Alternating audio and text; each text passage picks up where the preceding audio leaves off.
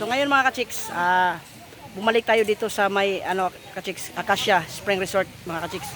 So ngayon, this time mga ka-chicks, dinala ko na yung pamilya ko, yan mga pamangkin ko, mga apo ko, yan mga ka-chicks. So pina-experience ko sa kanila ang klase din ng tubig dito. Kasi last time doon tayo, doon ko sila dinala. So ngayon na mga ka-chicks, dito na naman. Kaya tara mga ka-chicks, samahan nyo kami sa aming ligo ngayon. Yan, kaway-kaway. Yan. What's up? Handa sila mga ka-chicks na pwede tayong bumili ng kung ano-ano dyan. Yan, may available din sila na video key. Video 5, pwede kayong magkantahan dito. Yan, so ito din yung mga cottages nila mga ka-chicks. Worth of 250 pesos. Yan. Yung mga ka-chicks. Yan, marami. So, this area mga ka-chicks, dito tayo pwedeng mag-ihaw-ihaw. Yan. Dito yung ihawan nila. Yan. Yan, pwede dito mga ka-chicks. Ihaw-ihaw. Yan nyo.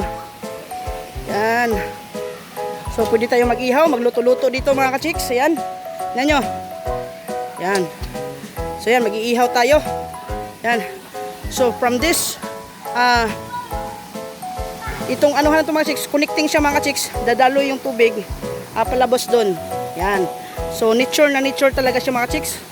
Nilalabas yung tubig, tapos diretso na, din, palabas. Yeah. So, ulitin ko, hindi talaga magpipirmi yung tubig, labas, tapos, diretso talaga, hindi magpipirmi. Yan. Hindi kagaya nung ibang pool na stock lang yung tubig. Yan. At saka, nature na nature itong mga chicks kasi walang halo itong mga chlorine kasi spring nga talaga siya. So, yan. Siyempre niya mga chicks, may mga din tayo, may mga cottages din dyan. Yan. So, dito natin makikita mga chicks, ang whole views niya. Yan. Oh, kita nyo naman, ang linaw-linaw na ng tubig. Yan, guys. Yan. So, yan. Unti-unti nang dumadami yung tao kasi sa ngayon parang 11 AM pa lang ng umaga. Yan, ito yung view natin. Yan, guys. Ano?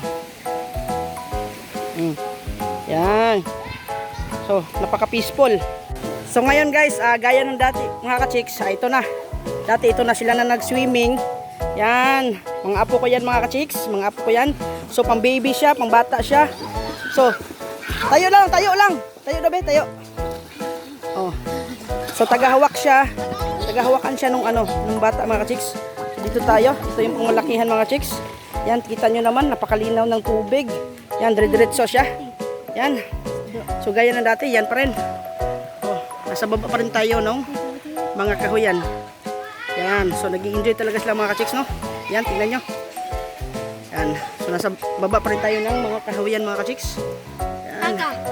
So, tingnan nyo mga ka-chicks. So, unti-unti nang dumarating yung mga tao. Yan.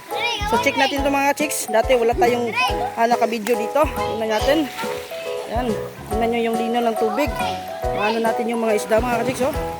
Ayan oh. Yan. Let's siya mga chicks. Oh. So, direct siya. So, pwede tayo dadaan doon. Yan. So, dito, pang malakihan to mga chicks. So, actually mga chicks, dalawang liguan lang siya. Ito pang malakihan. At ito, pambata. Yan, may mga cottages din sa gilid-gilid mga ka-chicks. Tingnan nyo. Yan. So from there, 20 pesos pa rin yung entrance. Tapos, doon sa pinaka entrance mga ka-chicks, ulitin ko, may babayaran tayong 10 piso para sa gobyerno dito sa lungsod ng Salvador. Yan, dito tayo mga ka-chicks. So, dyan yung entrance nila, dyan tayo magbabayad ng 20 pesos. Tapos, kayo na pumili ng mga cottages. So, may cottages sila na tag 250 pesos. Tapos, yung table, yan, kagaya ng inan natin, yung table is 50 pesos. Yan, gaya nyan.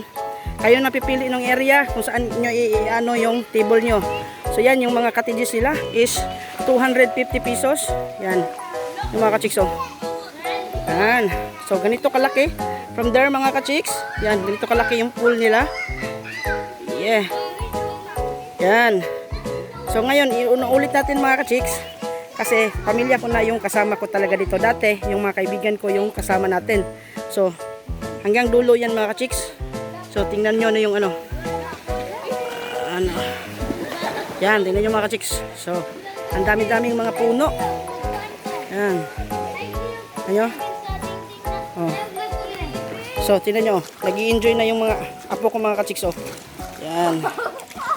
So, ayan na mga ka-chicks. Andito na kami sa bahay mga ka-chicks. Pasensya na at hindi tayo nakapag outro doon sa mismong spring resort kasi paulan na mga chicks at may mga bata akong kasama kaya dire-diretso na yung ano namin at mamundali na.